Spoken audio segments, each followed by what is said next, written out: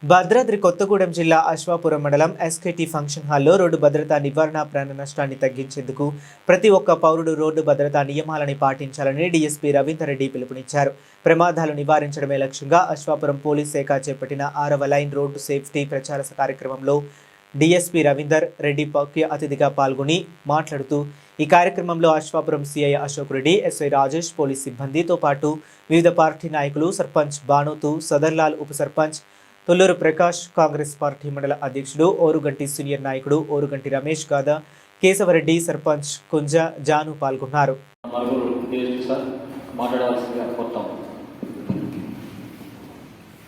ఈరోజు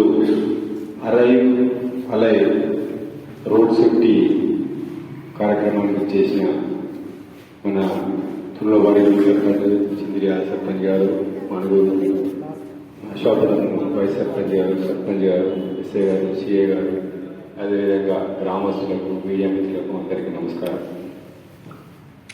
అయితే మేము ఇక్కడికి వచ్చిన కార్యక్రమం ఏంటంటే అలైవ్ అనే కార్యక్రమము మన తెలంగాణ డీజీపీ గారు శివధరెడ్డి గారు తీసుకోవడం జరిగింది. ఈ కార్యక్రమంలో భాగంగా మా జిల్లా ఎస్పీ శ్రీ రోహిత్ రాజ్ గారి ఆదేశాల మేరకు మేము 13వ తారీఖు జనవరి 13 నుంచి 24 వరకు రకరకాల కార్యక్రమాలు చేయడం జరుగుతుంది. ఈరోజు ముఖ్యంగా గ్రామం లెవెల్లో, విలేజ్ లెవెల్లో డిపార్ట్మెంట్ చెప్పేది ఏంటంటే ప్రాణం విలువ ఇంతవరకు లెక్క కట్టలేదు. మన ప్రొడక్షన్ కంటే మనిషి ప్రాణం విలువ ఎక్కువ. కాబట్టి ముందు మీ శరీరాన్ని మీరు భద్రత కల్పించుకొని పనిచేయండి అని చెప్తారు. అందుకే హెవీ వాటర్ ప్లాంట్లో 0 యాక్సిడెంట్. అలాగే మనం ఇవాళ అందరూ ఇక్కడ కూర్చున్న వాళ్ళు కూడా సగం మంది కూడా ఒకవైపు సెల్ ఫోన్ వస్తే సెల్ ఫోన్తో మాట్లాడుతూ బండి డ్రైవింగ్ చేస్తుంటాం. ఇది ఎంతవరకు సబబు? అదే కనుక ఒక ఆర్టీసీ డ్రైవర్ లేక ఆయన ఫోన్ వచ్చిందనుకోండి, ఒకవేళ మాట్లాడాలనుకోండి, మనం ఆ డిఎం బ్యాగ్కో లేకపోతే ఇంకెవరికో ఫోటో తీసి మనం వాట్సాప్లో మెసేజ్ ఇస్తున్నాం. ఇది ఎంతవరకు సబబు? మన భద్రతగా ఉంటున్నామా, మన భద్రతగా మనం నడిపిస్తున్నామా అనేది మనం ఆలోచించట్లేదు. కానీ ఇది ఓన్లీ ఏంటంటే అధికారం మీద వదిలేస్తున్నాం. ఇప్పుడు రోడ్డు భద్రత గురించి ఎవరు చూసుకోవాలి? మన భద్రత మనం చూసుకోవాలి. మనం బాగుంటే మన పిల్లలు బాగుంటారు, మన ఫ్యామిలీ బాగుంటుంది. దానికి వయసు వచ్చిన తర్వాతే బండ్లు ఇవ్వడం మన బాధ్యత. ఇప్పుడు కానీ అట్లా లేదు జనరేషన్. మనకంటే ముందే వాళ్ళ పిల్లలు మనకు తెలియకుండానే బండ్ల మీద వెళ్ళడం, యాక్సిడెంట్ జరగడం, అది మనకి తెలియడం, మనం బాధపడడం. అదేదో మనం ఇలాంటి ప్రోగ్రామ్స్ పెట్టి మనం చైతన్యపరచుకోవడం మన ఆలోచన అని అనుకుంటాను. ఈ అవకాశం ఇచ్చినటువంటి అందరికీ ప్రత్యేక ధన్యవాదాలు.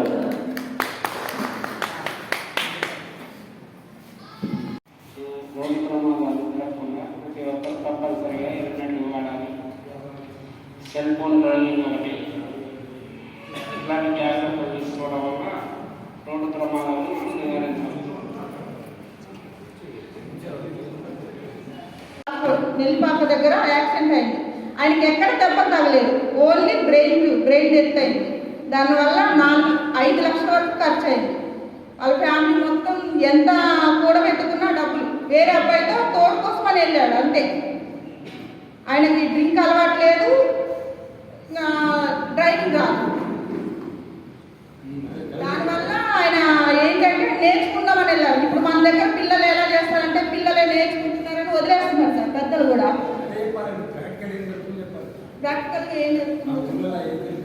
ఉండాలి, ఉంటేనే మన దేశానికి మంచిది, మనకు మంచిది.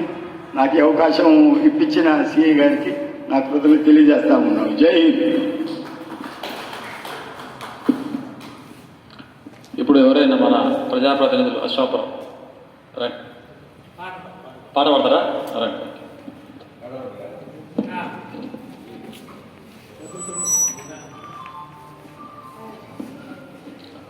రోడ్డు భద్రత మాసోత్సవాలు.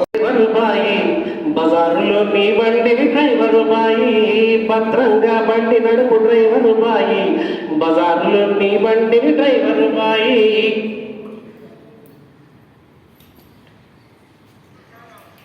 పాదచారులను చూడు, పసిపిల్లలను చూడు, వడివడిగా నడవలేని ముదుసొళ్లను ముందు చూడు. పదిలంగా నీ బండిని డ్రైవరు బాయి, గమ్యానికి చేర్చబోయి డ్రైవరు బాయి. భద్రంగా బండి నడుపు డ్రైవరు బాయి, బజారులో నీ బండిని డ్రైవరు బాయి. పరధ్యానమొద్దోయి, పరాకు నీకొద్దోయి, అతి వేగం వద్దోయి, మద్యం ముట్టొద్దోయి. కంటి మీద కొనుకొస్తే కదపకు నీ బండిని, కునుకు నీవు తీస్తివా డ్రైవరు బాయి. కూలిపోవు బతుకులెన్నో డ్రైవరు బాయి, కూలిపోవు బతుకులెన్నో డ్రైవరు బాయి. దారిలోన అమ్మాయిలు సైగలు చేస్తుంటారు, సంగతేందో చూద్దామని సైడు తీసి బండాపకు. అపరిచిత సంబంధం అంత మంచిది కాదు, అందులో ఎయిడ్స్ వ్యాధి దాగి ఉండవచ్చు. మందులేని రోగమట డ్రైవరు బాయి. అతను యాక్సిడెంట్ చేసి ఆయన కాదు, ఇట్లా రోడ్డు పడి నడుచుకుంటూ పోయి చదవలాంటి కూడా ఉద్దేశం వాళ్ళకు కూడా హాని కలిగిస్తాడు. అవునా కదా? కాబట్టి నేను నా ఎగ్జాంపుల్ చెప్తాను. నాకు ఇద్దరు పాపలు నేనే స్వయంగా డ్రైవింగ్ నేర్పించిన, డ్రైవింగ్ లైసెన్స్ నేనే ఇప్పించినాకనే వాళ్ళకి బండి ఇచ్చిన. మళ్ళా బండి వాళ్ళు బైక్ ఏదైనా మీరు బయట తీయాలంటే ఫస్ట్ హెల్మెట్ పెట్టుకుంటాకనే బయటకు వెళ్తారు. అలాగే హ్యాబిట్ అయింది, అలవాటు అయింది. మీకు కూడా అది ఒక అలవాటు కావాలి, పార్ట్ కావాలి. ఎట్లా అంటే మీరు లేవగానే చేస్తారు, బాత్రూమ్ అయినా బ్రష్ చేస్తారా? రోజు చేస్తారా? బ్రష్ చేయకుండా ఉన్న ఎవరైనా చేయదండి, అందరు చేస్తారు కదా. ఇది కూడా అంతే, బండి చేయగానే హెల్మెట్ పెట్టాలి, కార్ చేయగానే సీట్ బెల్ట్ పెట్టాలి. అట్లా మన దినచర్యలో మన భాగం కావాలి, మనకు హ్యాబిట్ కావాలి. అది హ్యాబిట్ కావాలి అంటే అలవాటుగా మారిపోవాలి. మళ్ళీ లేచి మోం కట్టుకోవడం ఎంత సహజమో, బండి ఎక్కితే హెల్మెట్ పెట్టుకోవడము, కార్ ఎక్కితే సీట్ బెల్ట్ పెట్టుకోవడం అంత సహజం కావాలి. అయినప్పుడే మీరు ఇంకోటి చెప్పాలి. ఫస్ట్ పిల్లలకు డ్రైవింగ్ చేయొద్దు. సెకండ్, ఇంతకుముందు చెప్పినట్టే ఖచ్చితంగా హెల్మెట్ పెట్టుకోవాలి, రైడర్ పెట్టుకోవాలి, పిఎం రైడర్ పెట్టుకోవాలి. ఎందుకు పెట్టుకోవాలి అంటే 80% చావులు మోటార్ సైకిల్ యాక్సిడెంట్ వల్ల. ఇంతకుముందు మనోడు చెప్పిండు, ఎడిగిల్ అని చెప్పి మీరు చెప్పిండు, మన చిత్రాల సర్పంచ్ గారు చెప్పిండు. అతనికి అంత బాడీ అంతా బాగానే ఉంటుంది, రోడ్ మీద పడతాడు, ఆ డివైడర్ రోడ్ నెత్తి కొట్టుకుంటాడు, ఎడిగిల్ చెప్పి లోపల చిట్లిపోయి చనిపోతాడు. 80% ప్రమాదాలు తలకు తగిలిన దెబ్బల వలన చనిపోతున్నారు. అంటే హెల్మెట్ పెట్టుకుంటే మనం 80% చావులు నివారించవచ్చు. అవునా? కాబట్టి దయచేసి అందరు ఇవి మాట్లాడేలా కాదు, విన్నోళ్ళు కూడా చేయాలి, మీ ఫ్యామిలీ మెంబర్స్ కూడా చేయాలి. మీ పక్క వాళ్ళు ఇట్లా అయిందంటే మీ ఇంట్లో కాకుండా ఉంటుంది, గొడవ మీ ఇంట్లో కూడా అయింది. ఇప్పుడు మనం చెప్పారు, ఇప్పుడు మన ఈవిడ మన ఉమ్మ చెప్పింది, మళ్ళీ భర్త చెప్పిన ఎంత పెయిన్ ఉంటుంది. ఇంట్లో ఉన్న ఒక ఫ్యామిలీ మెంబరు, చిన్న పిల్లలు ఉన్నారు, ఫ్యామిలీని మొత్తం నడిపే బాధ్యత అతను కష్టం చేసిన ఫ్యామిలీ నడిస్తే, అటువంటి ఆ ఫ్యామిలీ మెంబర్ బ్రెడ్ విన్నర్ అంటారు, అతను చనిపోతే మొత్తం ఫ్యామిలీ కొలాప్స్ అయిపోతుంది. భార్య జీవితం ఆగమైపోతుంది, పిల్లల భవిష్యత్తు ఆగమైపోతుంది, మొత్తం చిందర వందర అయిపోతుంది. అది మనకు రాకూడదే మా ప్రయత్నం. సీట్ బెల్ట్ అయిపోయింది, సీట్ బెల్ట్ మన సీట్ బెల్ట్ ముఖ్యంగా చెప్తాను.